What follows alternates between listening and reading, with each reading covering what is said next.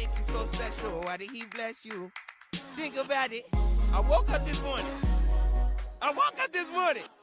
Gotta smile when I say that shit. I woke up this morning. Cool. So we're live. We are live with Maddie and Mason. Mason and Maddie. Actually, I feel bad because I always introduced you as Mason's girlfriend. So I'm just gonna say we're live with Maddie and Maddie's boyfriend. Yes.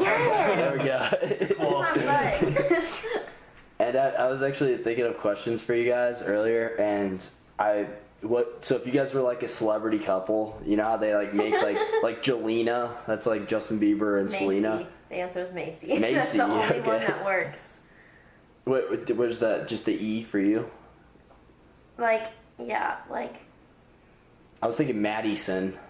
Yeah, but that's my full name. Yeah, it's your name. So it just doesn't sound right, and you can't do Maiden because that just freaky. So Macy, Maddie, Mason. So yeah, that's about the best you can do because our names are too similar. Actually, fun fact: if I was a boy, my name was gonna be Mason. No way. Did you know that? I did not know that. No. That's funny. In fact, actually, it was supposed to be Mason or Andrew, which was actually the name of one of my ex-boyfriends. But either way, I don't get it. It's like a destiny thing. Yeah. It's weird. Mm-hmm. Yeah, I think my game was supposed to be Jasmine if I was a girl. Oh, yeah. Wow. I don't know what I think of that name. I think of the Disney princess, obviously. Yeah. I don't think you would have liked it. Jasmine's such a unique name that like you gotta. It's almost like you gotta be kind of like not strange, but like you gotta be like on your own little. Like mysterious almost. Yeah. You know. Kind of run with your own I feel like Jasmine could either be like just a gorgeous, like beautiful girl, or a total hoe. Like, I feel like it's either one. One of the other. Do hoes have to be pretty? Because I feel like if you sleep around, you have to be kind of pretty for multiple guys to want to sleep with you. I feel like guys have low Some standards. guys have low. Yeah, most guys probably have low standards. I mean, if you look at Will. I was not going to say his name. That is what came to mind. Like if you think of the guys that like, I don't know, like if we're going off like the number scale that you might rate like an 8 or above, and you look at their like list, I feel like they would have some like low numbers on there. If you want to go off that superficial scale. Yeah. Got a good point. Well. Sand volleyball was dope last night, too. It was fun. It was a good time. Mason balled out. Mason was our best player. He told me that last night, too. I tell everyone because I feel like you're super humble about soccer and stuff, but I feel like, someone tells you you're good at volleyball, like you're like, no, Maddie, I'm the master sand volleyball player. Like, don't you worry, I'll do I that got after, this. but I'm not gonna be serious about it. Yeah, that's true. Yeah, especially in it. I mean, it's sand volleyball, like it's a rec sand volleyball league. Not really a big accomplishment, I guess. True. So is it still cool though. Newtown? I think you're the best player on the court. That's just my personal. Yeah. I appreciate it. There's a good game. We'll see. What's that again? Yeah, you think he's the best player on the court? No, I'm kidding. I'm just kidding. We just gotta spread you and me out, so at least one of us is always out there. Because I think that's what killed us. Yeah, because we would go off at the same time, and then. We could both set it. We could both hit the air. Everybody else. Because you and I were off for a while, and they scored like 15 both points. Times when we were both out, they scored like 20 points. Yeah. So yeah, definitely. But especially the second game, we were up like 12-2, then we were both out, and they got the lead back. And I never went back in until. Yeah. Actually, I didn't go back in the rest of the game. They scored like 2-3 points. Yeah, you're They right. scored like 8 or 9 points in a row. I'm pretty sure. I mean, like our team only scored like 2-3 yeah. points or something. Yeah, it was bad. Yeah, you're right. We never went back in. Which, by the way, Mason just got a brand new Griezmann jersey. Oh, my bad, Maddie. You're like barely in here. No, that's fine. That's totally fine. Just cut it. It'll be good. I had it like, I must have moved it. No, I probably moved because I move I'll go from like here to like here, and then I'll be like under the table. I just move a lot. Yeah, whatever you do to get comfortable, right? Whatever you gotta do. You got it. Yeah, it was fun. I was sore. I was a little sore. Oh yeah. I'm jumping around. I always thought I could jump higher, and then by the time the ball was coming, I was already like on my way down. So I would barely be able to hit it. It's like your timing with jumping was off. When I tried to spike it, I'd always I could hit it way harder every time I spiked it, but I jumped way too early, so I kind of just got my fingertips on it. Yeah. Like, there was a couple I could have, like, I was about ready to smack as hard as I could, but I didn't. I was, like, on my way down already. Did you just get, like, the tip? Mm-hmm. You probably faked out the other team because, like, you're just getting a little piece of it. They're expecting this big hit. Yeah, probably. They're all blinking their eyes, like... Yeah. Well, would you like to talk about your mother growing up as a minority? Oh. Sure. That was the next topic I had written down. So do you want like the story of her life, or? Yeah, I would like the story. She's pretty. Both my parents are actually kind of cool. Kinda. You know. So my parents grew up in Pagedale, which is kind of like eastern St. Louis area. Okay. It was a really bad area. My grandpa was like a really big like drag racer. Like he was really, really good at it. But there was 13 kids, and my mom was like number 11. And then it's like when my mom turned like 4, like literally like 4 days after my mom turned 4, her mom died and left like all the kids. My grandpa freaked out, left, and like just like left all the kids in the house. Uh-huh. So like they had like no one to like provide for them or anything. So like my mom's oldest brother, my uncle Dave, basically like fed all of them and like tried to like keep everyone together. And then when my grandpa came back a year later, he had my mom's stepmom who brought 2 more kids with her, and like she kind of like took over everything or whatever. Mm-hmm. My mom went to like this public school. She had like walk like 2 miles like to school, and her and my dad were like the only like white people in the school. Mm-hmm. Like my mom like didn't like know that like that was like, because you know typically like white people are like the majority in most like areas. Right. Specifically in like the U.S. Absolutely. Yeah. So like she didn't know like that was unusual. So like she was friends with the most, like they were friends, like everything was fine, but like she was picked on a lot for being white, that sounds so weird to me, because like I feel like most of the time like black people are being harassed for being their color, just because a lot of times like all these older people, especially like it defies the stereotype completely. They got some things going. I don't get it, because I don't really believe that black people are inferior. I feel like everyone's equal, but like absolutely in this like sense, like my mom was like inferior. Like they made fun of her for being like a little white girl. Like she double dutched, and she always had her hair in braids, and like they made fun of her, and like they would fight her in the bathrooms, which my mom kicked ass, by the way. She was pretty cool. One time that would make you tough. Oh yeah, That'd my mom's really a tough person. Yeah, and like her elementary school had barbed wire around it, which is crazy to me. Like she'd wake up, her bike would be stolen, or like there'd be like gun fights going on or something. Like overnight. Yeah, because like it was a bad area. Like East St. Louis is bad now, but like it was just as bad then, and like especially like in a lot of areas. And so like that was always an issue. Like her and my dad were like chased out of school with a gun in middle school, and like it was like intense. Like there was just, and I mean it wasn't just because they were white. It's just because like that's kind of how it was. Like if you made people mad, like sometimes like especially like in like the like inner city areas, like you just, it was just like that's how it was. Like, you just fight people, and obviously I don't know much about it because like that's not how I grew up, but. Yeah, just like that was the way to handle like conflict. Yeah, just like the stories I hear, like it just didn't sound like very civil. It doesn't matter what color you were; it just wasn't like you don't just talk about things to like fix them. So it's kind of like a violent area. So like basically like she likes to talk about how everyone can be like picked on. Like it doesn't matter if you're white or if you're black or if you're Asian or if you're Mexican. Like if people don't like you, you're gonna be picked on. It doesn't necessarily have anything to do with your color. But with her it did, because she was different, because she was the minority and she was an easy target. Yeah, which is what I think is hilarious, because I mean it wasn't like everyone picked on her. Like she had lots of friends who cared for her, and like my dad had lots of friends who cared about them, and like they were great. But there was always a few people, just like in everywhere, there's always a few people who ruin it for a group. Right. And they just picked on her because like she was white. They would call her a little white girl, like why are you here, and like do you think you're fancy for being white? Like all this stuff. And like my mom literally like she didn't know that like white people were like kind of like a thing outside. Right, she didn't know. She just knew about her little bubble kind of deal. Okay. Yeah. So I always thought that was kind of interesting. She always talked about that. which is why she always tells me like not to really like pick on anyone, like anyways. So I always think that's interesting. It's just like an interesting twist, like to hear like it from the other side, because like, you know, I feel like a lot of times like when things happen, sometimes it's easy to like pull like a race card, and I'm not saying that doesn't happen. Like there's certainly people who are like who pick on people because of their color, just because they're a certain color, but it's not always the case. And I feel like because everyone jumps to that conclusion, like it causes more problems. I mean, you should see the problem when it's there, but if it's not there, you shouldn't make it a problem, if that makes sense. Mm-hmm. Like if like someone, I don't know, like I can't even think of a good example, to be honest.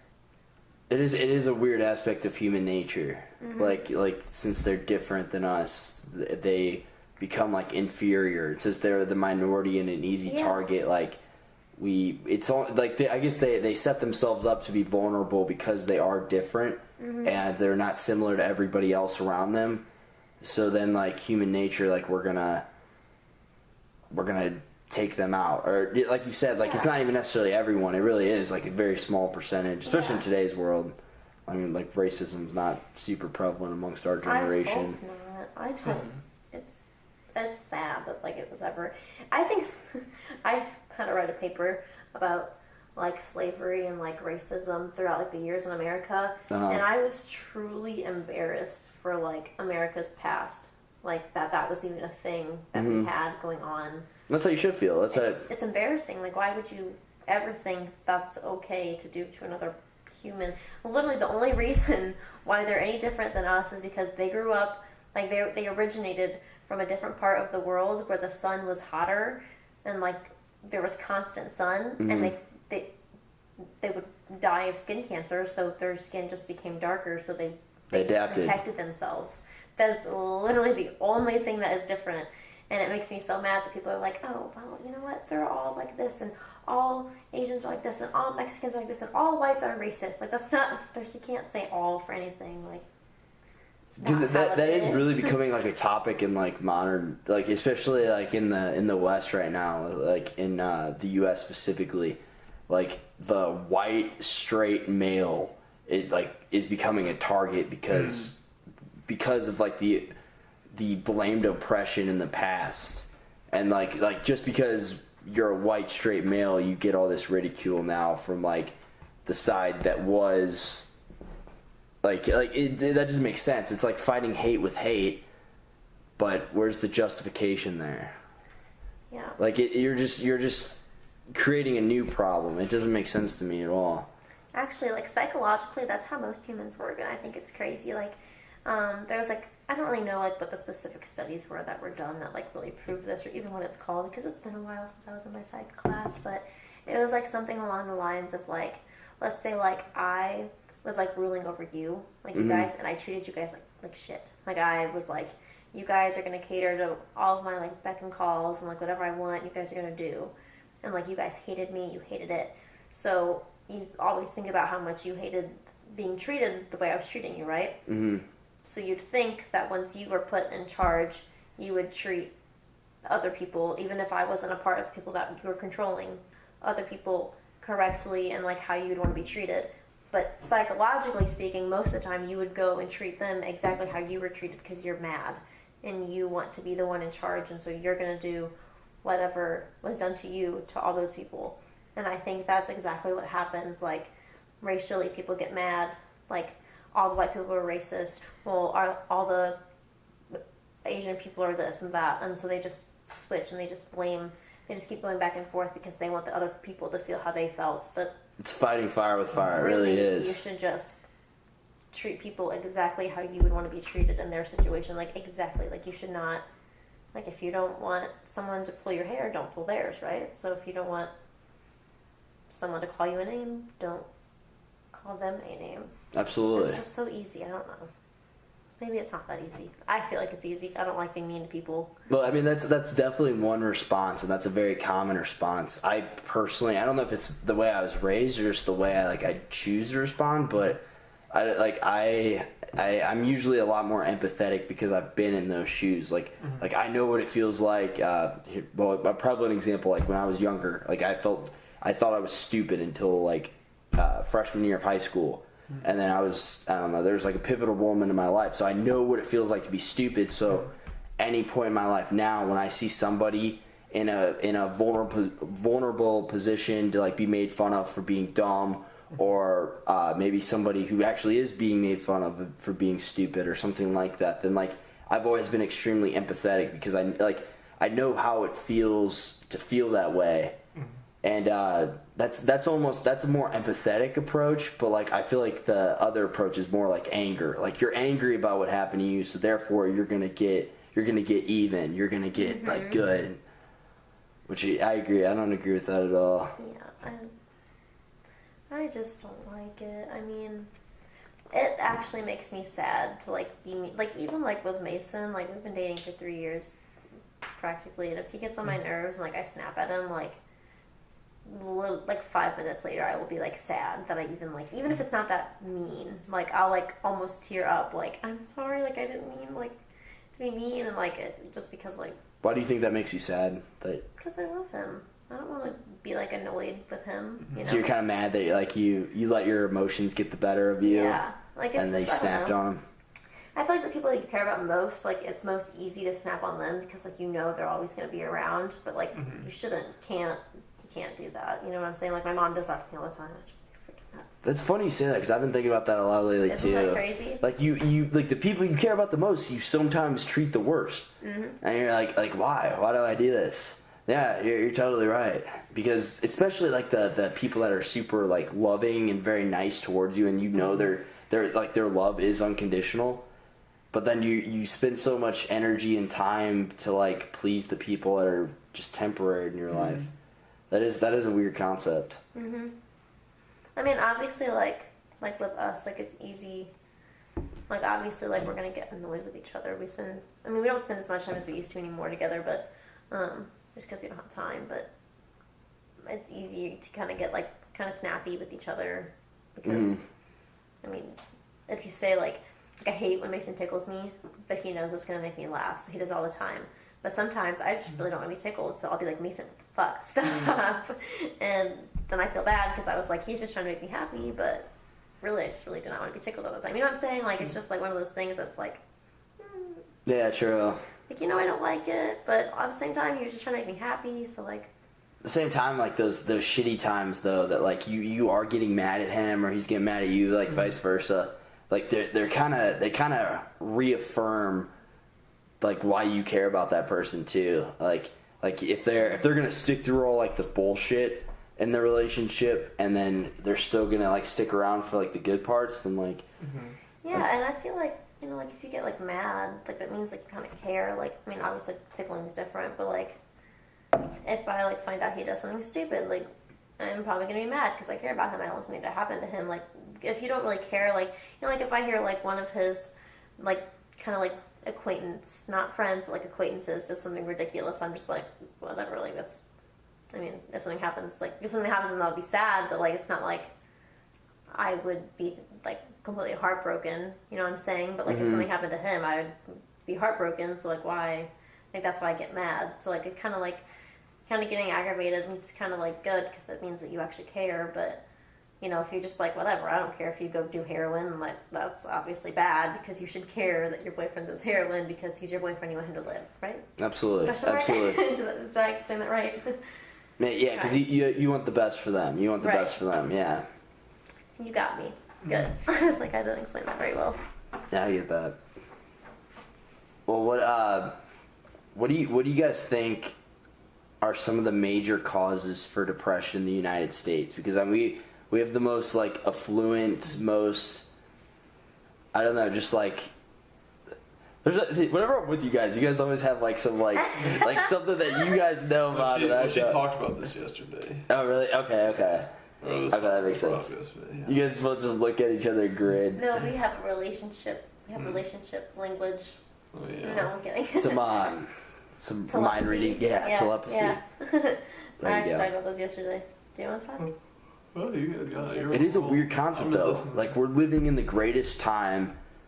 The most affluent, just nicest all around, like all our I don't know, all our like fundamental human needs are kind of like taken care of for the most part, right? For most of us, not all of us, but No, that's true. and there's more depression than ever. I talked about this yesterday, which is why I said it might be a good topic. I still can't, I didn't ever look up the term, but it's like cultural disease or like something like that.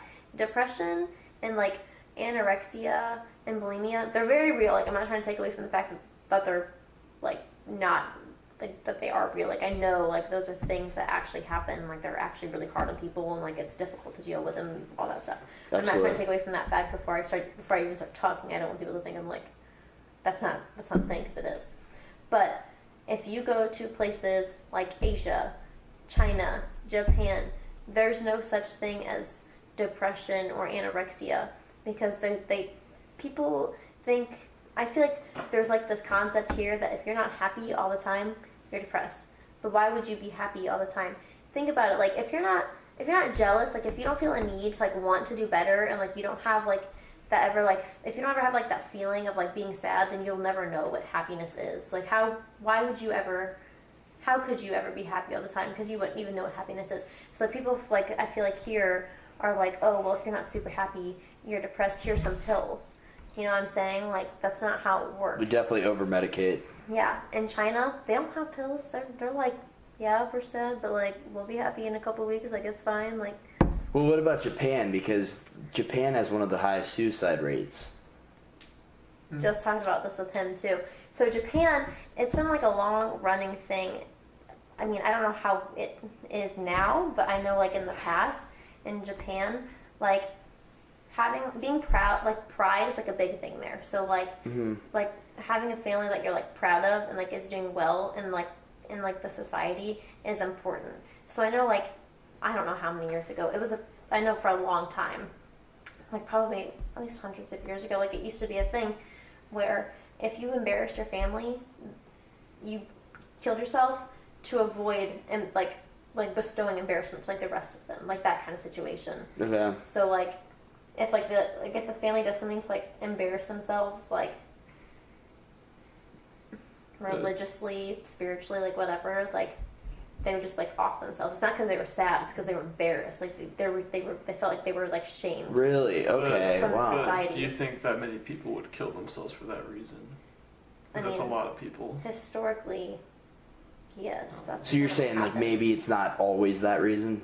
I mean, I don't think it's purely that. 100%. I feel like now it probably isn't, but back hundreds of years ago, if I'm recalling my history correctly, that's how it was. Like, especially like in times of war, like back then, like you're supposed to be prideful in your family, but Yeah, I know currently- nobility was extremely because Japan's become a lot more westernized since like the turn of it was either the First or Second World War. I don't know which one. The second. Second. It was the second. Probably. If I Okay. had to guess. That would make sense, and they were a lot more about like nobility and whatnot, and like like nobility pretty Yeah. much But- before then. Now, like more presently, like I don't really know what's going on. Like I haven't read anything. Like I know about like that forest Mason was telling me about. Like that's like known for like suicide, which is horrific. And I really hope that's It was the one that That's Jake Paul. over- I'm sorry. let me find that. I really hope it's like Logan Paul. over dramatized, but that's horrific. I mean, they have like signs over the place telling people, like specifically talking about killing themselves. Like they like give support numbers along the trail and stuff. People go out there and they'll camp out for a couple days before they do it. Oh really? Where did you read that? I saw a video on Vice. Oh, they like do like a documentary. Oh really? Did Wow. they go talk to people and find out? They How would you didn't. find out about that? Because I feel like everyone would be dead that did that. Well, I You mean, know there's what I'm people saying? like there's Unless you bodies stop hanging in people in the trees. middle of the trail and ask like, how long have you been here? When do you plan on killing yourself? Why? You know like what I'm saying? Oh, you're saying like why? How do you know How their do you know that motives? like how do you know that they stay there for a couple days before they kill themselves? Because Well, there's tents and stuff, and people. A lot of people also do is they'll get like like the stretchy ribbon stuff. When people tie in trees, it just kind of hangs off like that. The like almost like caution tape. Yeah, it's just like thin. It's kind of people will take that and they'll wrap it on the trees as they go into the forest. So if they decide not to, they can find their way back. Oh okay. But that's how Sounds like just like a scare. But that's how they find the tents. Like they follow the trail and they find the tents, and then the bodies are usually just around there. Wow. That's so sad.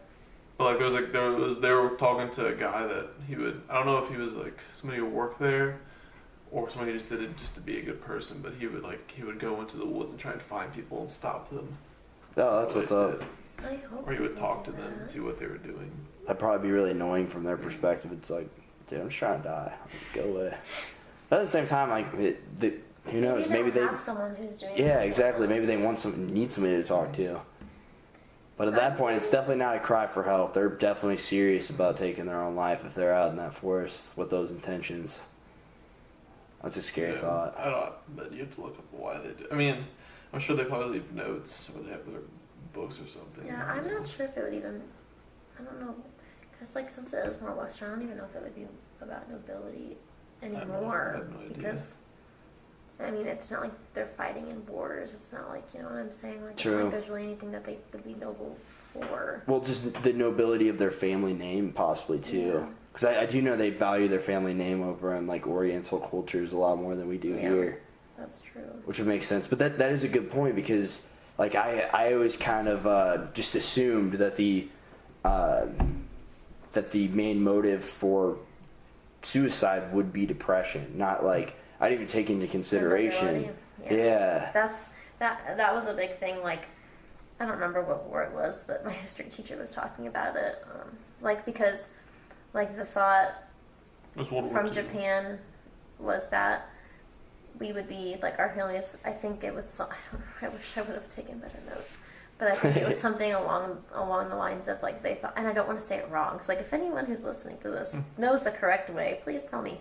But I think like their thought of the bombing of Pearl Harbor was that we, like Americans, would be so embarrassed that we would kill ourselves. We would take ourselves out of the war because we would be so embarrassed if that happened, because that's how they thought. So that's what their thinking was. But there was someone in Japan who was like, no, that's not how it's going to work. Like, Americans don't just, like, they don't kill themselves because they're embarrassed. Like, they will come back and fight. Oh, we'll come back 100 times harder, too. That was the biggest problem that, like, Japan didn't really think it all the way through. That is interesting. That is really interesting. My history teacher was great. She was really interesting. When they got through all the islands, I don't know which ones they were, but like Iwo Jima, whatever it is, like those ones, like the people there, like they wouldn't surrender. They would fight till they died, or they would just kill themselves. Yeah. I mean, they would literally have to kill every single person that was on the island. Because that's how it was. Like, that's why I'm saying, like, it's hard to say, like, like in Japan, like, nobility is a huge thing. Like, they want to be prideful in their name. So, like, it's not because they're necessarily sad if they kill themselves. Sometimes it's just they felt like they embarrassed their family name, which I feel like here we'd be like, what? You didn't embarrass your family name. Yeah, we forgive you. We forgive you. You're good. Keep going. Like, but like I guess that's not how it was there. And I really hope I'm not getting all this wrong and offending people, because no, I mean, it was true. We're doing the best we can. Yeah, kamikaze. I'm not a historical person. True. I love everyone, though. It was like a fight till you die mentality. I wonder if they're very self-conscious of the way others perceive them. You know, that almost alludes to like how like why would you care about your family name so much then? You know, like, would you care about it because other people are thinking of your family differently because you negatively impacted them? So that embarrasses you, or like, why else would you care? Well, I mean, think about it. If you're think about being like his example, like how like you'd have to kill everyone because they will fight till they die. Imagine being the one family that was like, we surrender. I mean, you don't have to kill us. Like, it's fine. We don't want to fight you anymore. Imagine being that one family in that whole country, and then everyone's just like, excuse me, that's not how it's ever worked. Like, you would be like, you're right, never mind. Like, sinks in a chair and cries for the rest of their life.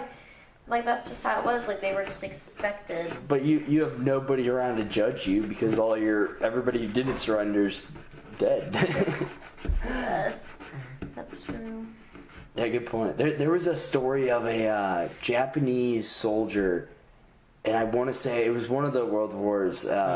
It's probably World War it was probably World War II. I think it was. I think you're right. And I think you're right because it was until like the 60s or something. But he was in the woods, like living off of like the land. Yeah.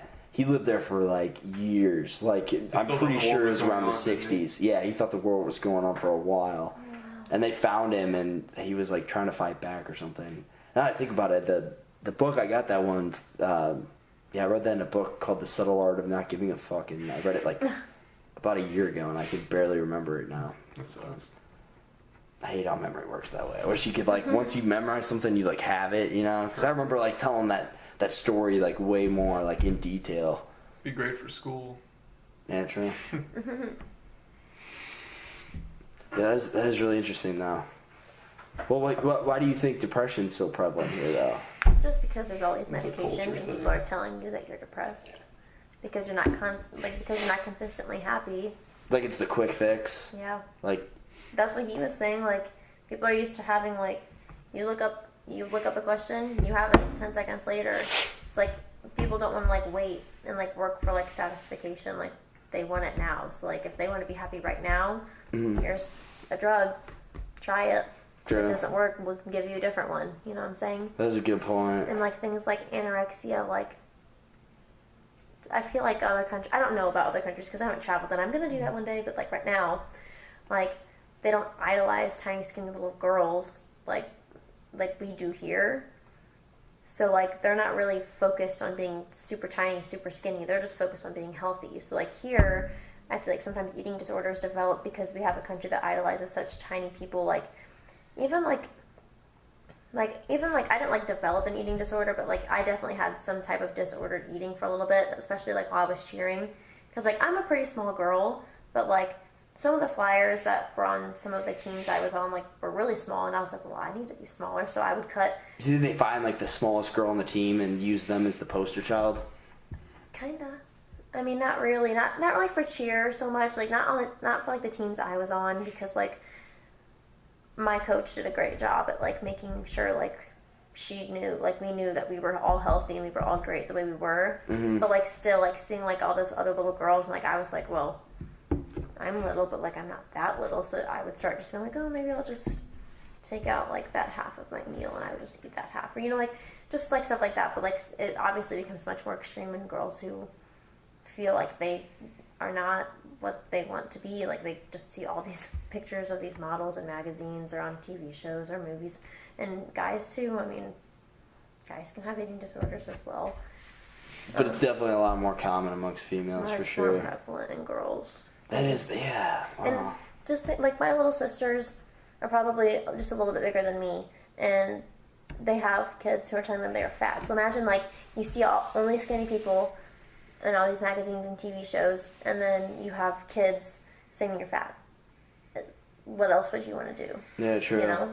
Where do you think the problem derives from the most? Do you think it's males putting this like a Culture based. Just It's a just culture. social media. like where in the culture though? Do you think it's the media specifically showing like these Victoria's Secret models on? Which is what people think is an ideal person. It's a culture that's I think that. But Do you think now, that's like specifically but now it's men? interesting. I think it's women too because they try to get there. Well, now it's interesting though because They it's compete for it almost almost. shifting from being super skinny to now it's kind of like the athletic build is like what's in right now, because you see all these girls who are trying to go to the gym all the time and they're doing like these meal plans, and you have all these fitness accounts going on Instagram. So I think the ideal is almost shifting from being super skinny to just being like the athletic build, you know, like the muscular legs, the bubble butt, the like kind of like, yeah, thick, I guess too could be. Yeah, that is becoming more of a trend. You're right. Yeah, like the thick. small waist, like Yeah, so I guess it could be, I mean, there's the athletic build, and then there's just like the surgical kind where you can just get all the like the fat suction out of your stomach and put into your ass and have that little thing going on there. But I mean, which I think is a little bit healthier than being stick thin. I'd rather people be all about going to the gym, and as long as you're eating the right stuff, going to the gym. And absolutely. I agree with the. Where did you say it was that they value more of like just being healthy all around? That's what they find attractive. what? You said, was that a specific country that you said they value like? Oh, here, like it's starting to shift. Like in America, like I don't know if you've noticed, but like you don't see like as many things on Instagram about, you don't see like all the girls that are like being super stick thin. Now that those girls aren't beautiful, but like now it's more like, oh, here's my fitness account, like go to the gym, do this, like this is great for you. Like now, like I feel like it's almost shifting. Like I know almost all of my Instagram feed is girls like, here's the workout I did today, and here's the food I ate, and subscribe to my email list to get my workout plans and stuff like that. And I think like that's awesome to be shifting from like being stick thin to being just like, you know, like the athletic build. Absolutely. I mean, even thick is better than never eating. I've always had a lot of empathy for like women in general, just having like the societal pressures of like the physical appearance, because like it really is like currency. It is a weird concept. Like to be physically attractive is like, there's so much pressure, I feel like, and I've never felt the pressure, but like I see the pressure. It's like, I'm beautiful. I don't feel the pressure. Like no, but like as a guy, like you don't have like the pressure to look good. But I will say this, and this is really bizarre to me, because this is something I've noticed in myself over the past like probably like 2 months, and it's something that I was actually insecure about, was that the physical appearance of the person that I decide to be with. Yeah. And I was constantly questioning, is she good at... No, I'm kidding. You think... Like, is she good enough? Is she hot enough? Is she skinny enough? Is she this enough? If we're being honest, that's one of the biggest things that, like, I worry about. Like, I don't want people to think Mason has an ugly girlfriend. Like, that is literally a thing that runs through my mind, like, every day. Right. So, like, if I go to the store and I, like, run into one of his friends, like, I'm like, shit, did I put on makeup? Like, they're going to think I'm ugly without makeup. They're going to think I'm ugly. Like... That's a real problem. So do you think the problem derives from, like, men being too judgmental of females? Oh, here's a question. This is good for you. What do you think that... Because you used to be kind of skinny like I was when you were a freshman. And then you got really big. Do you think you got really big because you thought it would get you, like, more girls? Or you thought you would look better? Do you think it's because you were going to get laid, or just because you wanted to be big? Or did you just want to be big? Good question, because I got very obsessive with working out my junior year of high school. I remember. And I'm just talking about like when you went from being skinny to getting really big. Right. Like that was a big transition. Yeah, I would say a lot of the motivation. I think what it was a mixture of benefits, and I looked at it like objectively, like okay, I think a little bit was like girls, like obviously that's definitely a benefit. Being more athletic, Jordan being stronger. On list about getting big. But I just saw the benefits that came with it. I feel healthier. I am healthier. I'll know more about fitness, more about nutrition. And really the way I saw it is I was like, okay, I can work out a shit ton in high school and fit like surpass my fitness goals now, and then in college it'll be a lot easier to just maintain it. And honestly, that's what I've done. I really haven't gained any weight since high school. I've actually, I guess I've gained like 5-10 pounds, but like. So do you think that relates to a culture of being a certain way, a certain body shape? Ooh. Is that why you started working out? No, I mean I wanted to get bigger for soccer. So you're saying like soccer. Play Missouri State's club team. If I can get on. You can make it. You can definitely make it. You could make the actual team. You could make it. You could make it literally any position. You can make it as a goalie, as a defender, as a midfielder, or maybe not a goalie. Do you possibly, agree that possibly. Mason, the senior year soccer player Mason, went and tried out for the Missouri State team, he would at least make it on? Yeah. I did make it. What? I did it my junior summer. Mason, you said you did it your sophomore summer, and that was before you were like number. I think both of us would make it. That was honestly, before I think both of us could make the in team. the state. Like, you know what I'm saying? Like, what school would be like, oh, you're number one in the state? Yeah, no, we don't want you. Like, yeah, true. Who would do that? It's about connections, it's not about skill. True. It's 100% about Okay, connections. but you got connections for being number one in the state. Like, no, like I didn't know any Gallagher coaches. If you know Gallagher coaches, you're pretty much guaranteed to go wherever. Or the you want. accent. Yeah, or the accent, or you're just from Europe. Yeah. Just the soccer teams are typically like all around the world. Typically, a lot of college teams are. Gotcha. I was like, is that the slang term that I don't know about? But what were you saying? What was your question? Were you kind of implying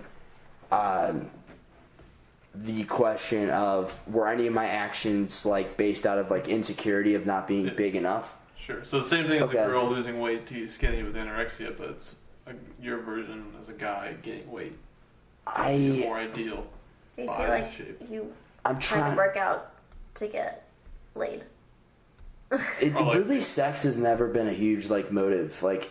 Or like a nicer looking girl. Or I think girls would you would get hotter. You would be able to pick up hotter women by being bigger. I've never really seen it like that too much. A little bit, just like to be the best, I guess, shape. I guess you could say that I could be. Like it's more that I've just always set a standard. For example, like I've had abs in 7th grade, and that's not me bragging. That is like a factual statement, and I've more so just seen it as like a standard that I hold myself to, because I almost like there have been points in life where I've like started to like kind of lose them a little bit, and I like shame myself. I start realizing like my self-talk, and I realized like how much confidence I have that derives from there.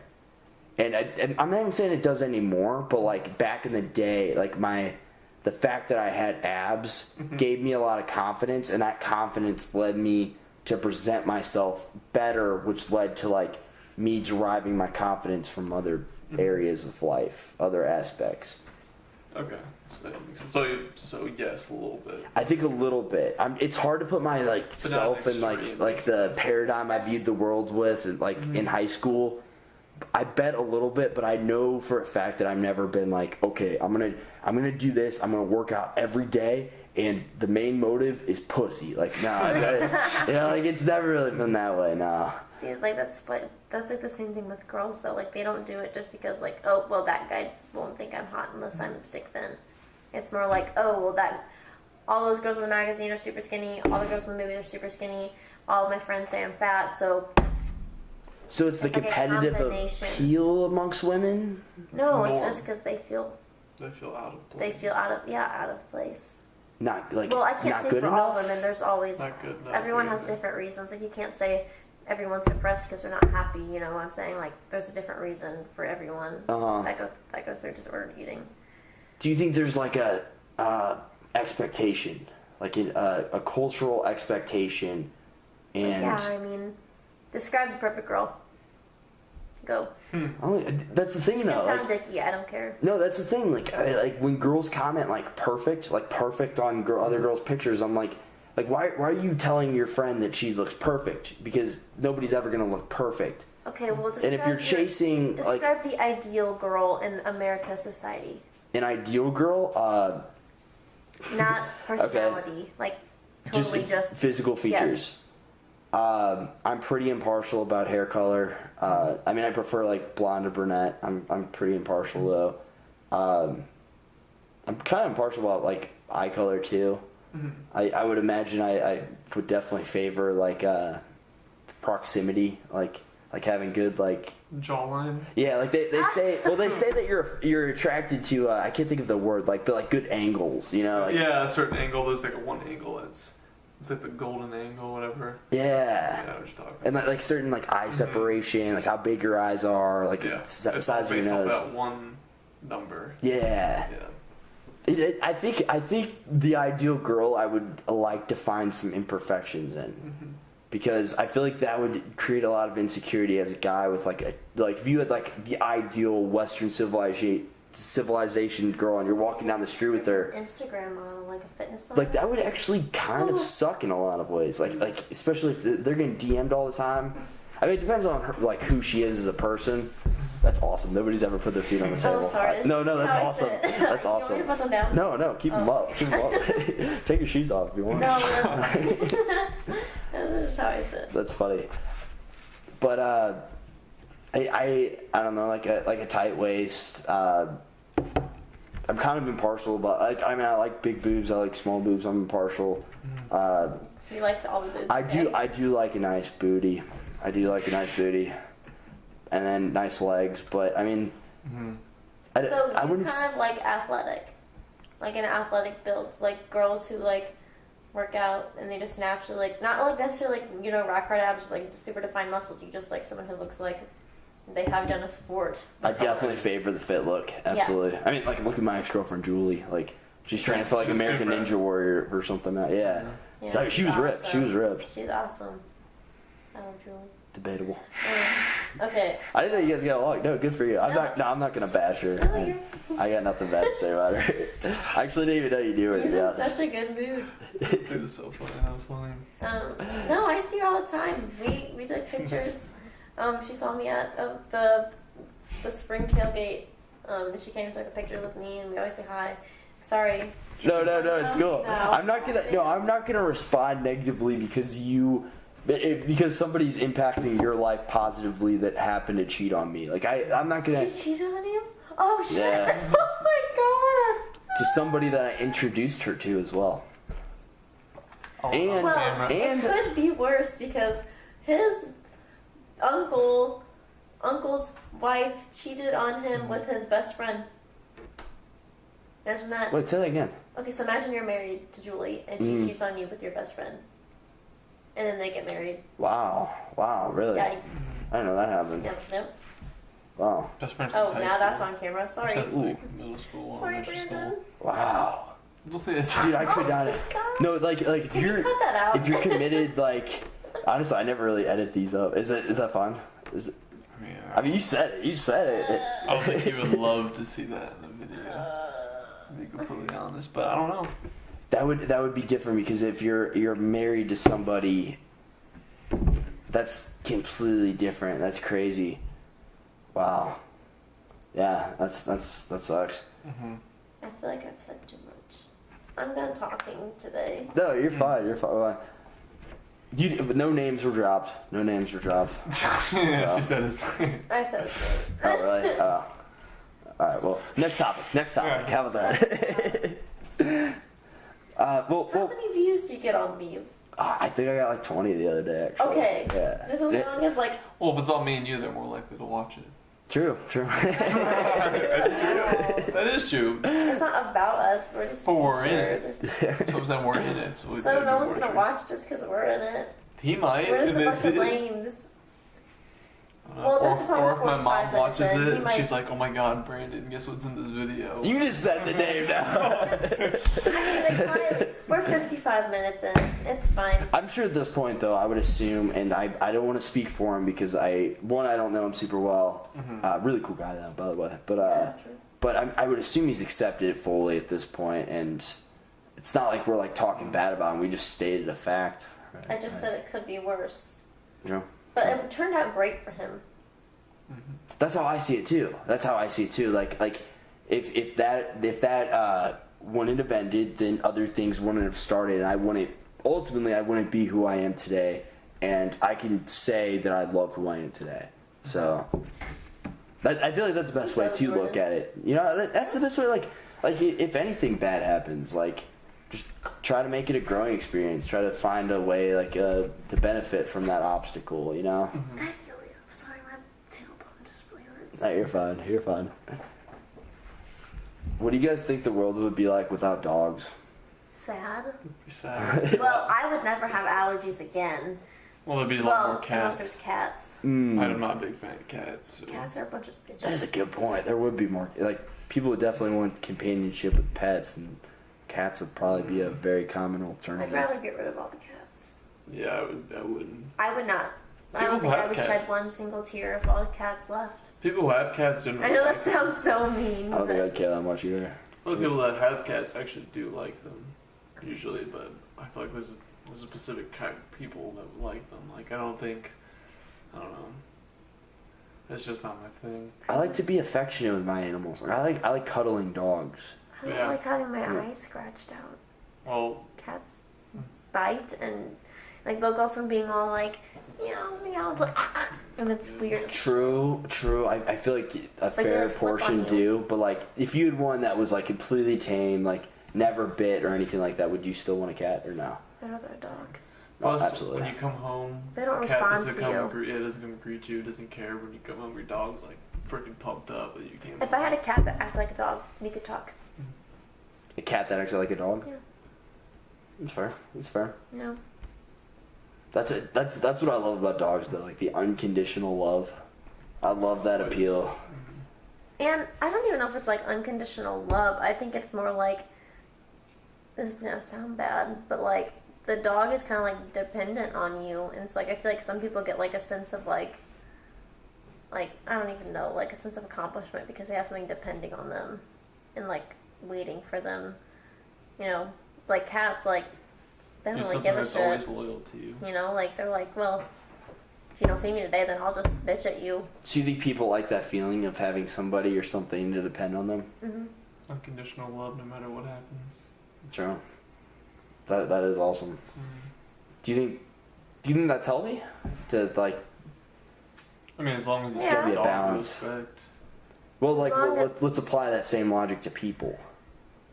You treat them with respect, then it's not a problem. But it can be abused fairly easily. True.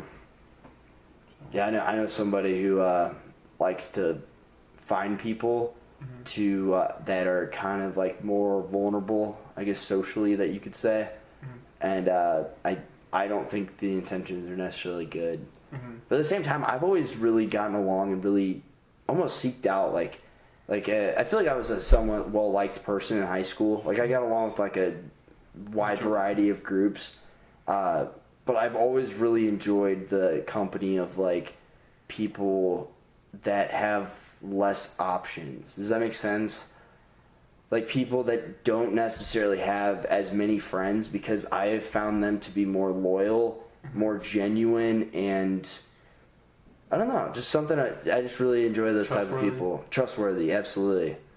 Because like I feel like whenever people have like a plethora of options, they typically become more superficial and like just kind of rude, and they see people as like advancements in life. Well, yeah, because if you have 100 people, if you have like 100 pennies or 1 nickel, like I don't know, like if you have like 100 pennies and it's like, oh well, if I lose one, then like who gives a shit? Now I have 99 more. But like if you only have like 1 nickel, then you're like, don't leave.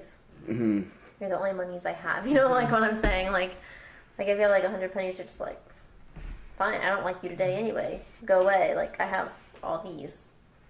That makes any sense. Be a lot closer with people. And it's easier to. You'll be closer with the 10 people than you will with 100. True. 10. I have like 3.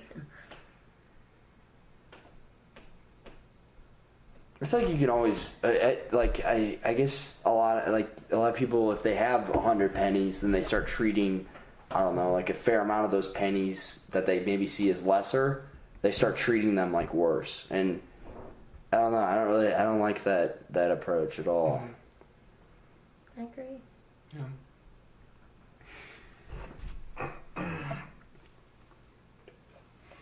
I feel like my mentality personally is I like to have as many options as possible, treat every single one of those options with respect, and enjoy the time I have with those people, and only be a positive influence on those people.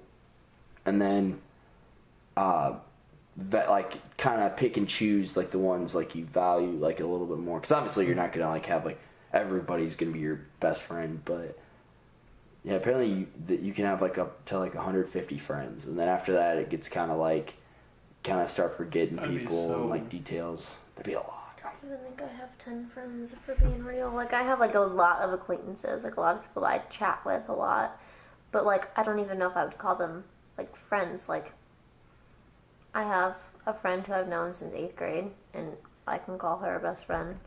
And then I have Mason. I have a couple girls from my cheer teams, and like that's like it. Like those are the people who like I talk to on a daily, and like I can tell my secrets to, and like no, it's fine. But everyone else, like, Jordan's a friend. He's fine. Jordan is fine. But we're not. Jordan, you're my best friend. You just picked Mason off the list. Yes. Sorry, you're an acquaintance now. We can just chat on like the monthly basis. Sorry. But, like, you know, like, everyone else, like, who I don't know. It's hard to, like, say, like, everyone is, like, a friend. Like, if I'm friends with you on Facebook, that doesn't necessarily mean, like, I'm going to tell you, like, oh, my God, Mason just did this and now I'm sad. Like, it's, you know what I'm saying? Like, it's not... Well, let me ask you this. Do you see that as a problem? No? Then... Should it be? If you choose for it to be. I feel like it only matters like if you see that as a problem and you're like insecure, like I only have this amount of friends, then it's a problem. But like if I'm not lonely. and you're super likable, super Thanks. charismatic. Like you're very easy to get along with. So like at the end of the day, that's just There's just, you know, like I have like my roommate and stuff who I had last year. Like I love her and like she's super nice, but like we probably like, you know, like there's some people who you're like just close with because you see them every day. You know what I'm saying? Like that's like a lot of friends from high school. There's like some friends who like you're close with because like there's like a genuine like trust there. Like when my friends broke, like we talk all the time. Like we've been friends since 8th grade. Like we just like we consistently talk. Like I go over to her house a lot and like just because like I can trust her with everything. But like some people like it's fine. Like I feel like acquaintance has like a negative connotation, but like it's not supposed to. Like just because like I don't trust you with some of my deepest, darkest secrets yet. Like not that I'm like super weird or anything, doesn't mean like we're not nice to each other and like we can't hang out. You know what I'm saying? Like Absolutely. It's just, like I feel like friend. Like I just like pick and choose who I identify as like friend or best friend. Because like I could say like everyone who I say like isn't my acquaintance. I could say they're my friends, but then like what would an acquaintance be? Just someone who I pass on the street. You know what I'm saying? well, that's a pretty healthy approach to like building like friendships because you're like building the trust, building the rapport with the people, I'm and not saying, building like, the friendship. Yeah, and I'm not saying like someone who I meet like just like randomly, like my roommate, I would call her my friend even though we don't talk very much anymore. Like I would still call her my friend. Like Totally. I call you my friend. I call even like Kusha my friend because we've had some strange nights. It's like I would call him my friend now, but like I don't know, you can't just like everyone you meet can't be your friend because like if you can't trust them, like if I can't trust them, like if Mason does something that pisses me off and I tell you about it, it's not like your opinion of Mason is going to change because you know Mason, right? It's like if I Wait, say tell that you, one more time. like let's say like I tell you something about Mason, he like makes me mad, and now like you know the story and you know both of us, and so like your opinion of Mason isn't going to change because you know both of us, you know like how we are, you know what I'm saying? But if I just tell like some person who doesn't know, you know, about my life, some story about me, like oh my gosh, like imagine like if the first story you ever heard about me was I like got drunk and like puked on some random lady's wig, like you'd think I'm some wild person, right? True. That's not a true story, I just made that up, but like you think I'm a wild person because we're not close. Absolutely. So like you can't tell like all these like random stories to just people who like randomly meet and like you've only known for like X amount of time, because then they're gonna get like this weird impression of you. So like some people think I'm quiet, like generally speaking, I'm kind of a quiet person, and people think I'm like stuck up. So like that's why like, you know what I'm saying? Like you can't like have like, I don't know, I can't explain it well, but like it's different levels of how much you're gonna tell them, how much you're gonna open up to them, and how much you're gonna value their friendship. Because like the longer they're around, like the more they know you. Like the stories that you tell them, like they're not gonna be like, oh shit, like she's a hoe now, like because of this one story you heard out of the 3 stories you've heard about me. If you've heard like 1,000 stories, or you've been in all of my stories, then you know who I am as a person. It's like we're friends because you know me. Yeah, like if you just know somebody barely at all. Well, I feel like everybody's kind of like, I just learned this word the other day, cause tabula rasa, or something like that. It means blank slate. Sounds like you trying to pronounce drinks. Oh, yeah. He was trying to order a drink, and he said, "Can I have a daiquiri?" He was trying to say daiquiri. Yeah, that's awesome. He can't say muscatoli. He says muscatoli, and he has like I have to tell him how to say it. It sounded like you said it right there. Like, yeah, because he's been practicing. Oh, yeah. There you go. Hell yeah, Mason. Yeah, I feel like everybody's kind of like a blank slate, though. You know, that's what tabula rasa, or whatever. I'm probably pronouncing that incorrectly, but that's what that means, is like a blank slate. And I feel like there's a lot of like uncertainty linked to that, like to each person, and like any stranger that you know, and then you kind of build up the like certainty of how they're gonna behave, how they're gonna react and respond to like what you're saying. So I don't think that's a problem at all. I don't know if you're saying it's a problem. Your tone is kind of implying that it, like you think it is. I don't know. No, the bigger problem was me trying to explain how I like, because I just made it sound like I like wait a certain amount of time before I call someone my friend, but I was just trying to explain like everyone, like a person you meet and you talk to once isn't like really your friend. They're just someone you've talked to before. True. It's like that's pretty much what I was trying to explain. No, I don't really have a problem with only having like a few people I call my friends. Like, I don't really need it. Like, I'm not one of those people who like wants to go tell everyone my stories. Like, basically, like if something really big happens, I'll tell my best friend Brooke and I'll tell Mason, and like that's pretty much it. True. Like, I don't really need anyone else to like hear about how I fell down the stairs and ended up landing on my left leg and spun around 3 times. You know, like people don't need to know. You're like, satisfied. You're content. Like I'm fine with just like those people knowing, and like people who I talk to, if like a cool story comes up and they're like, oh, she's kind of cool, then like that's fine. But like I don't need 100 people telling me how great I am to feel satisfied. Like I'm fine with just having like my select few friends. Absolutely.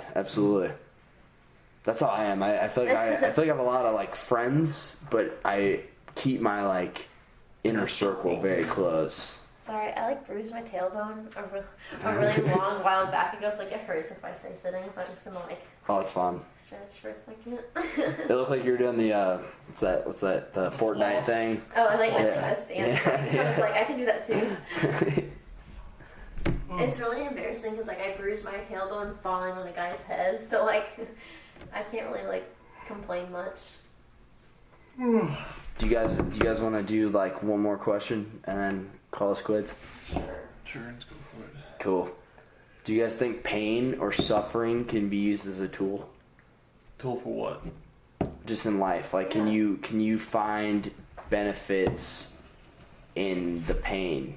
I mean, yeah, you In don't the know how negative. good something is until you've experienced something bad. So I guess it being somewhere so something bad else. will let you appreciate what you have when you have it, and push because you don't want to go back to being like that. So it's gonna push you to get out of there.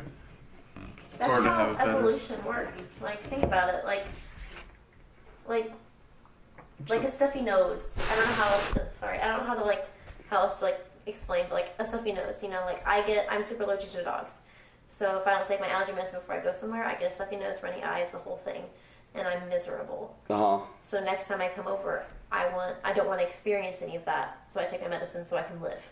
You know what I'm saying? So you're saying you I learn have a from clearness. the Yeah, you past, learn from that. Or and you're saying, so you guys are saying like two different ways to learn from pain. Like you're saying you learn from the pain, and you're saying you can like develop like a different type of gratitude because you know like what it's like to. They're like kind of the same concept if you're living in like a third world country and then you move to the U.S. Like you'd be in total bliss seeing like a Just 2-story being- house. I mean, yeah. depending where you came. I mean, yeah. And like think about like True. Yeah. Like, if you were never like imagine like think about like when you got like your first F on your test, like and you're like super like I don't know if I'd call that pain, but like or like your heartbreak. You're like heartbroken. Like until you like feel like super sad and like you feel like that kind of like heart pain and like you don't know what it's like to like really like someone and like be excited. You know what I'm saying? Like Oh yeah. like because if you never felt lonely, like that pain of like loneliness or like pain of like you lost someone you really care about, then like you can't really like respect people that you find. Absolutely. That's how I think about it. Absolutely, yeah. Or like the feeling of like emptiness or like That can be separateness, and then you like meet somebody and you're like you feel that loneliness goes away and they like make you feel like complete. That I agree. And That that's is like you appreciate that feeling a lot. I don't know if suffering can really be used, but like kinda like in like religious terms, like some people like Catholics sometimes like if they like admit like if they like tell their priest or whatever like they sinned, they're like, oh, well, fast for 3 days and your sin will be forgiven. I mean, fasting is kind of like suffering. You're not eating for 3 days, so Yeah, it definitely has to be a form of suffering. Yeah. That would suck. I know I would that suffer. teaches, don't sin. Right. There's Well, some reasons for it. apparently like the Buddhist philosophy, which you read that book on Buddhism, right? Yeah, I didn't finish all of it, but I read most of it. But what was the name of it again? Why Buddhism is like true, Correct or right? Like why Buddhism is right. Okay. But it's like it's not the religious; it's the scientific. Do they talk about suffering at all? Because I know life is suffering is very common, like Buddhist. I mean, when they talk about like the spiritual stuff, yes, Okay. but when they talk about like the science, Yeah, then religiously, yes. Yeah. The science version is just them talking about how you like learn your emotions, how to control them, and realizing that like you're like the module theory about emotions. Like there's different modules in your brain that some are active at different points in time. No, I've never heard that before. It's like, but like what they What do you mean by modules? different parts of your brain. So like, You have jealousy, anger, rage, happiness. no like way. each one's like they all fight for control of Have your, you ever your seen the movie consciousness Inside at Out? one time. I've never heard that before. That is crazy. It's like it's a psychology theory as well. Oh, so it's only that's how theory, that's how but- people think. That's how they think the brain kind of functions. Is like that. There's different parts of the brain, and they each all flare up. And it usually originated from like, not evolution, like early times where like people learned how to react to certain situations to survive. So like our emotions now are basically outdated, like survival traits that our ancestors had. Is what kind of what he talks about. Absolutely. Because there's no reason for you to have like rage like that. Like why is it useful in today's? But like back then, if like somebody stole something for you, you could like you got mad, you went back, you took it, people wouldn't mess with you anymore. I guess Yeah, like that yeah. anger. Versus now it's like more, I guess, acceptable to be like agreeable with people. And that's all just like what makes sense. So, Well, yeah, it's but back then you had like disagree. in order to survive, you had to do that to get your stuff back. Like now, you don't need you don't need that feeling. Right, of yeah. anger. That's not necessary.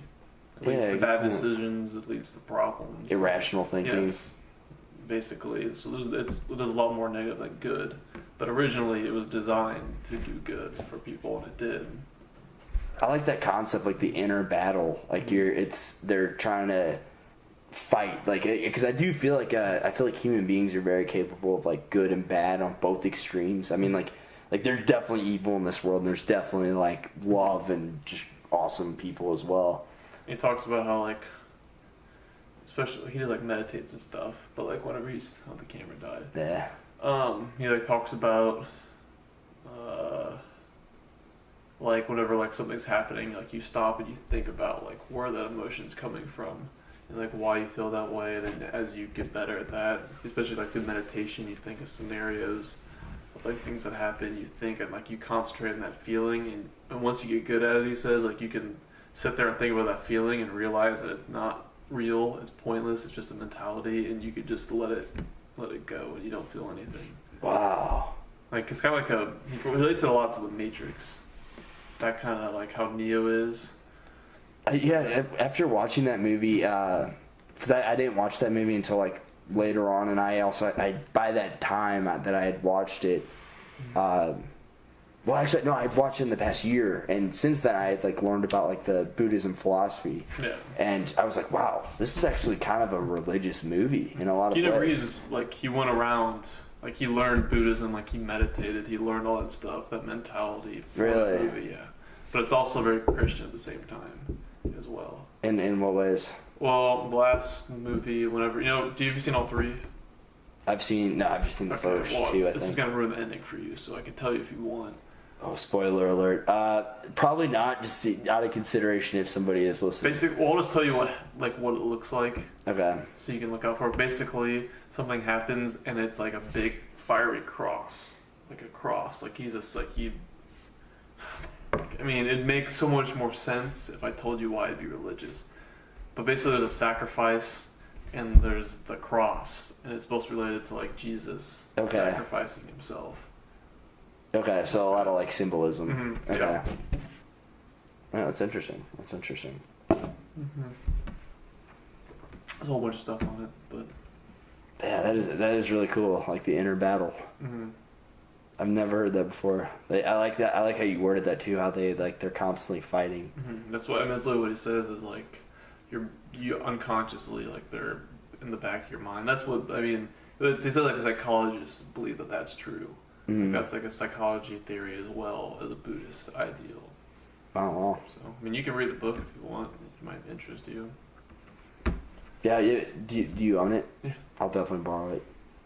Unless do you want to finish it first? I don't really have time right now, but That's fair. if I did, I would. This guy just took my time reading it. He kind of separates it into parts. Okay. So you can read as you go. Yeah, you're good. I'm so tired. You guys want to finish this? Yeah, I think she needs to go Cool. to sleep. I'm gonna read one quote from this book, Okay. just because I think you guys will find this cool. I was reading this today, and I was like, I'm gonna talk about this in the podcast. Man. That's why I had this book out the entire time. I'm curious what you guys have to say about this. I thought it was really cool. Edgar Mitchell, an astronaut, was one of the first people to see the Earth from outer space. As he later recounted, in outer space, this is a quote from him, in outer space you develop an instant global consciousness, a people orientation, an intense dissatisfaction with the state of the world, and a compulsion to do something about it. From out there on the moon, international politics looks so petty. You want to grab a politician by the scruff of the neck and drag him 250,000 miles out and say, "Look at that, you son of a bitch." The end's a little weird, but I just found that really interesting. I mean, it makes sense. You realize how small everything is. Just being a plane, like St. Louis is literally like a dot on the planet. Like it's so insignificant. And then It's the like planet's like a dot. a dot of a dot of a dot. Like Anything that happens really in life is pretty insignificant. the Earth can exist without people. Everything, the Earth everything has can never exist needed without people to exist. We need the universe to exist for us to exist. You know what I'm saying? Like I don't know what we do with it has the Earth doesn't give a shit, except for the fact that we're killing it. But they don't give a shit. Like the universe doesn't care. They just want us to. Something they emphasize a lot. It's just like animals, you know, like if you think about it, we're just an animal, and you know, like people don't like make a big deal whenever like deer die. I feel like Mars is like, oh, well, it's just a human. Like I don't like care. Like, you know what I'm saying? True. I know it's kind of the inhumane sounding. They embrace it in Rick and Morty a lot. But That's how I see it as well, honestly. Rick's like, when he talks about it, he's like, they're like, everything, nothing matters. Everything is so insignificant, it doesn't matter what happens. Like, your petty everyday problems, they're the stupid things to complain about. In reality, in real life, nothing matters at all. Because it even goes in like broader, and he touches on like religious stuff. Like, he talks about, I mean, it's very atheist mentality, but he's like, It's actually a philosophy called nihilism. That's Yeah, like exactly what it is. Yeah. he's just like, there's no God. Like, I mean, it's obviously a TV show. He's going around through space and stuff. Uh-huh. They're like, I mean, it's different. It's a TV show. He's like, there is no God. Nothing matters. It's all a bunch of bullshit. It's basically like what he says in the TV show. But that's like, I mean, the nothing matters part is an interesting perspective because as weird as it sounds, it's kind of true. You don't really want to embrace it, but it is. To you, that's not true, but in reality, is the world, it is true. True. Yeah, I think about that a lot. Like, cause I feel like whenever you say like nothing matters, like you can respond in like so many different ways too. Like, oh fuck it, nothing matters. I'm just gonna, I don't know, like. But it literally stab my cousin. It literally, like, I mean, as fucked up as it literally doesn't matter. The only thing that ever matters to is the people that's affected by it. Besides that, nothing else gives two shits about it. Planet doesn't, like, nothing cares. True. Which is weird. Nobody cares about your problems. Isolation, exactly. It's a very, like, isolating thought. But at the same time, you're like, well, nothing matters, so I might as well do what I want to do. Yes, that's where. So they're like somebody. That's what there's people that are like that. That express that, which is Rick and Morty. Mm-hmm. I feel like Tyler the Creator is that kind of person too. That. It's like that, like that nothing matters. Yeah, nothing matters. It's all. I watched an interview with him and Larry King the other day. He is an interesting guy. I like Tyler the Creator a lot. I think, in the more especially Buddhism. I like Mac Miller and J. Cole and Kanye West. I like all of them as well. I like Drake a lot. Sorry. And like put that in. The Buddhist perspective, the way I caught it is like their nirvana is a very similar idea of that. like when you reach that point where like you're in complete control of everything, and I think that excludes like realizing that you're like, even you talk about like your inner self is not real, like you're not even real. Mm-hmm. Like reaching that point where you know it's true and accepting that and being able to like, I guess, what's the word, like portray that image, I guess. That's like when they talk about nirvana, like that's that's what the overall goal is, being in control of your emotions and like realizing the truth. There is no self. Like no reactions to it. There's no like realizing there is no real self and you really aren't real. That's honestly how I see it too. It's like a certain type of detachment from who you. It's your detachment from yourself. Yeah. That makes you find yourself. That makes sense. Yeah. It does. It actually, that makes a lot of sense. Because you know what I'm talking. I feel like that would make sense on like the recorder, but you know what I'm talking about. I've heard you talk about this kind of. Well, have you ever seen that Jim Carrey interview? I don't think so.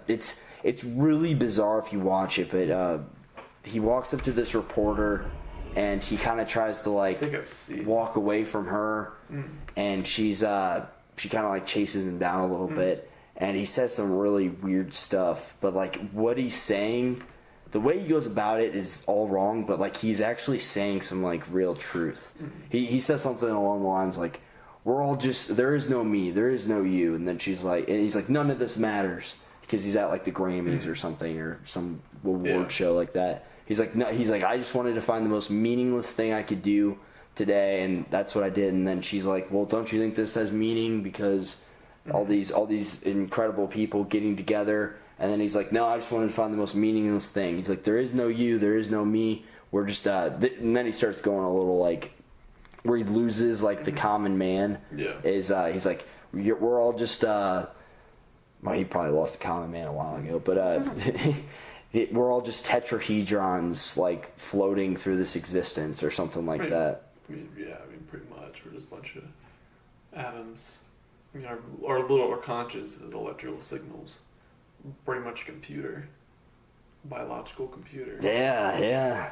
I mean, eventually they will be able to download your brain and store it in a computer. Do you think they can ever digitize consciousness? I mean, it's going to take a long time, but I think eventually anything's possible. True. Why not? If you can store memory on... I think the reason why they can't is that they can't contain it all. There's so much information. Okay. Going at one time, they can't. So many ethical problems that would come along with it. Do you think we're going to have to go to the quantum level to do so? I think so. Really? It goes so much deeper than the atom. What words did you just say? Apparently, like, the laws of physics, like, whenever... Because, like... Once you go past atomic level, law of physics are pretty much, like... Completely altered, right? It's quantum mechanics. Like, it's completely different. It's completely different. There's, like, atoms that exist in two places at the same time.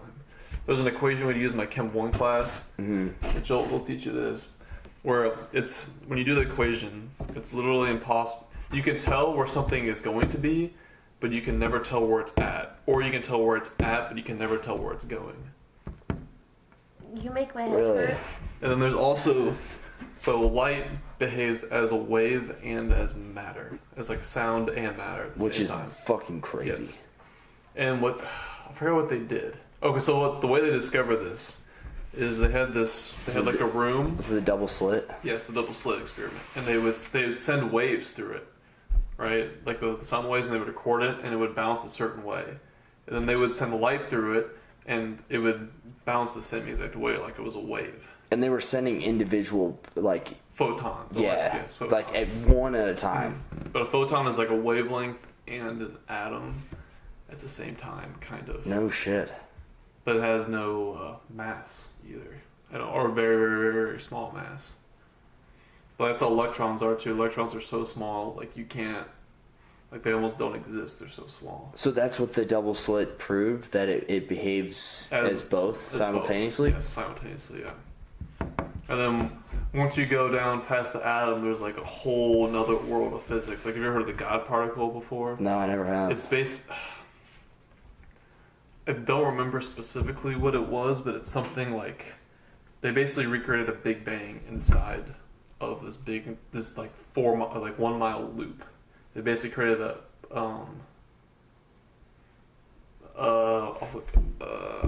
a Big Bang inside of there. It showed like the creation of the universe, but Do they do this at the Large Hadron Collider? Yeah. Okay. But the particle couldn't that like literally cause a black hole and No, it's not. really? I've heard a lot of concern about that, It's some but people freaking out. okay. Also, It who would brought take that way up more. is it's one of my buddies who's No. like very into conspiracies and he's kind of like out there sometimes. I think if they try to do, there's fusion and fission. I don't remember which one is which. One of them is how the sun works. Creates massive amounts of energy. Okay. And I think if we did that, but it's like it takes so much. We can do it now, but it takes more power than it creates.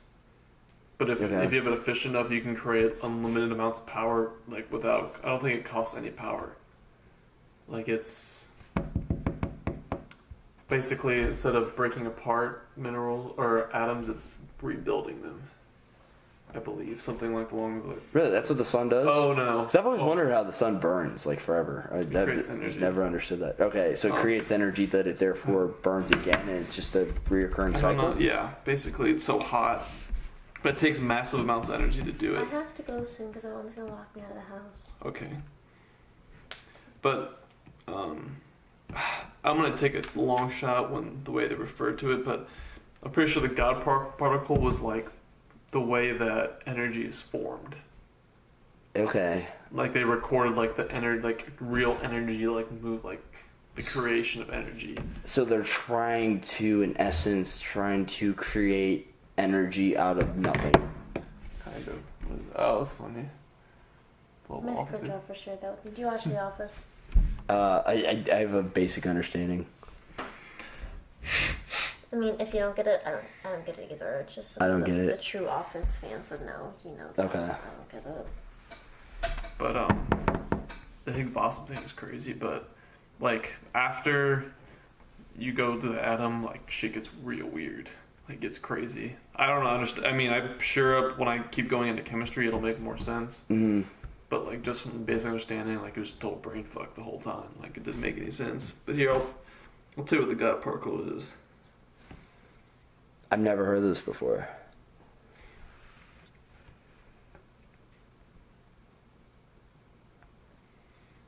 Okay. I have a question for you, but I'll wait till you explain the.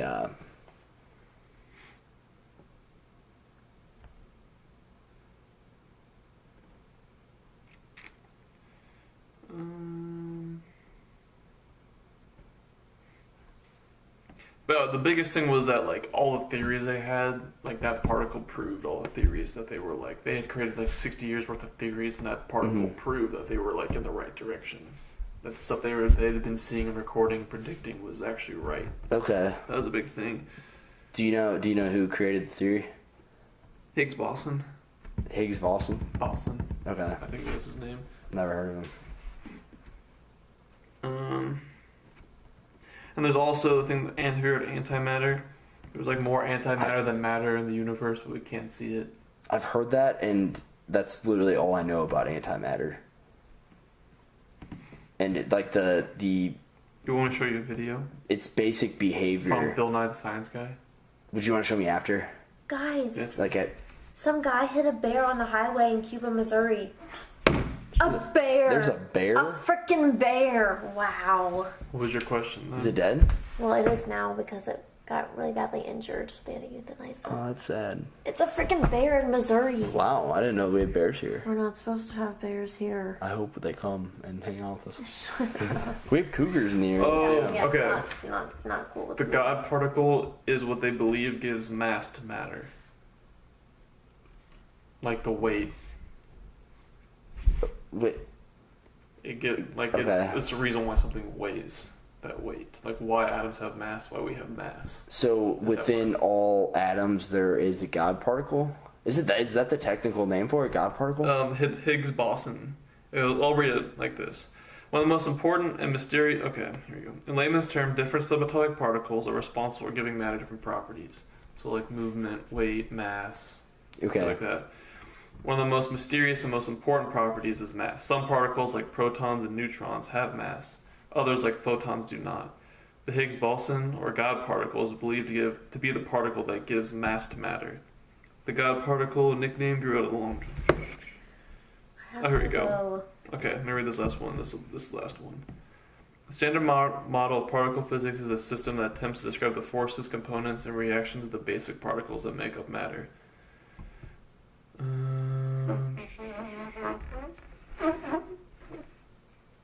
Never mind. That wasn't it.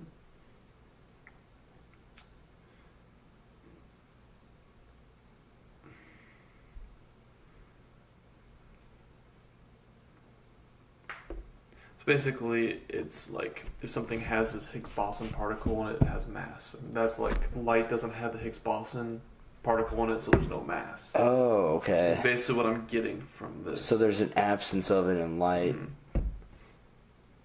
Okay. We probably have a very elementary understanding of it. They just don't I don't think they think people would be able to figure it out, so they didn't like give a real explanation of what it is. I mean, I think I'm pretty sure I have a pretty good grasp on it, but I don't know how it creates the mass, like why it's that reason. Okay, sorry. Okay. That's fine. My mom just told me like 25 minutes ago she was locking the door, so I'm just trying to go back home. What was the question you had? Oh, wait. Were we saying with the two particles simultaneously existing?